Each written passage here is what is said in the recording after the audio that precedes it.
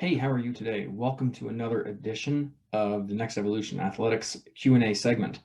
I've had some really good questions this week, and they were so good, in fact, I had to actually shoot a bunch of videos to answer these questions because my clients were like on point. So what we're going to talk about today is primarily going to be nutrition. I have two nutrition questions, and I'll dive into each one of those. And honestly, there's a lot of carryover for both of them, but they're both pretty interesting. So the first question is this person is having a lot of trouble getting enough calories in / hitting their macronutrients while working and training on long days. That can be a really tricky one. First things first, I always say when it comes to nutrition, you have to go back to habits.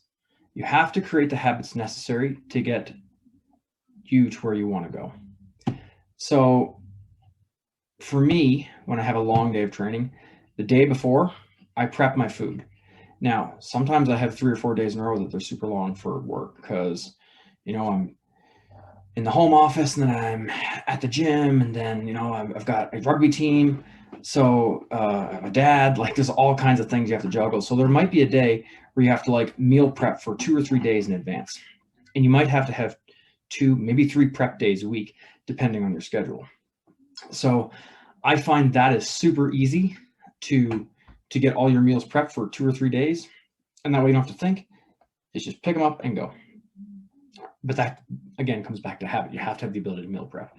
Now, if you have a long day and you're really busy and it's difficult for you to hit your macronutrient intake because you're on the go, then you have to get creative with your meals. So liquid meals are really good.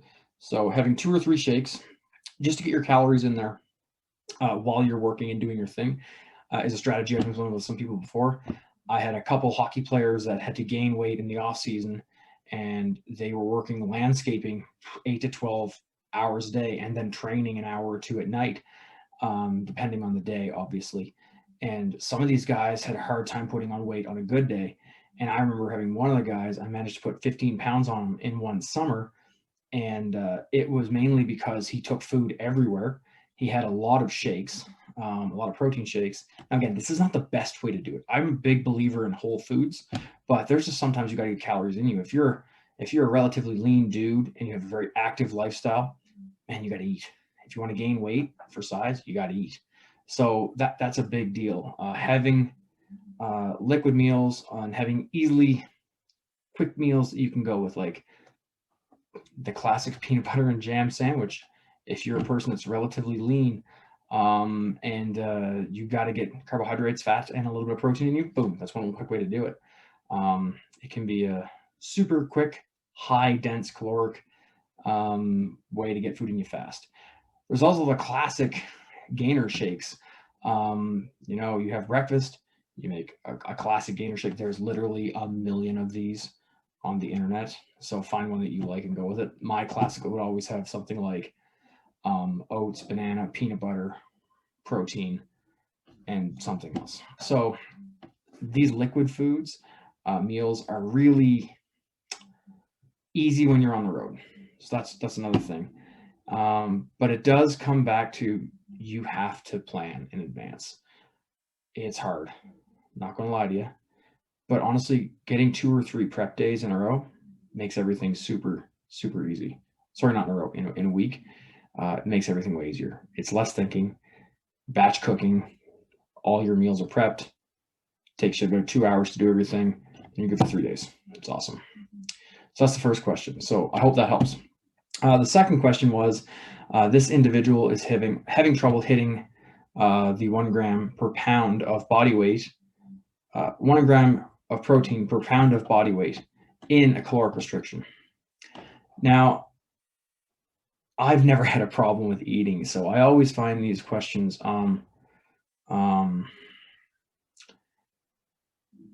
challenging for me because I've always had to learn to curve my eating back, not gain it and increase it. So some of these people, when they have to get enough protein in them or have trouble hitting their protein numbers because of calorie restrictions, may have to learn to adjust their eating a little bit.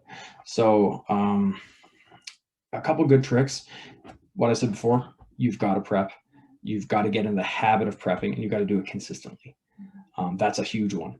So that's probably the first thing I'd say, because everything you do comes back to habits.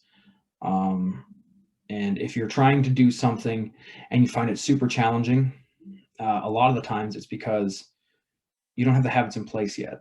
So you have to get those habits consistent, and that takes time.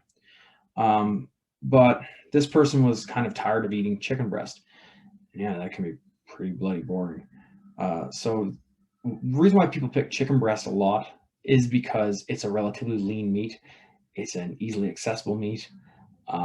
It's certainly relatively inexpensive, but there's other ways to get protein in you without the caloric bump. Egg whites are a great option. A lot of whitefish, turkey. There's other options. Then it comes back to, how are you prepping it? Are you cooking it the same way every day? If you're cooking it the same way every day, yeah, it's going to get boring and it's going to suck. So you have to actually get a spice rack and get creative.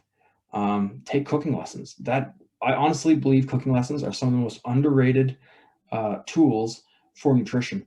I know so many clients that have trouble with nutrition because they don't know how to cook, so they're not creative when they cook, so they get bored with what they eat, and because they always eat the same thing.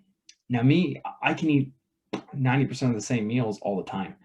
I live simply in that sense, but I understand not everyone's like that. So I really do believe an investment in cooking and cooking lessons, super important. If you don't want to do that, YouTube quite literally has a million videos on how to prepare chicken breast.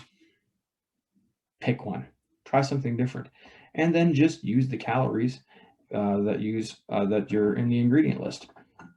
It's a little more time consuming, but it's, again, a valuable skill you have to learn, and it comes back to creating the habits.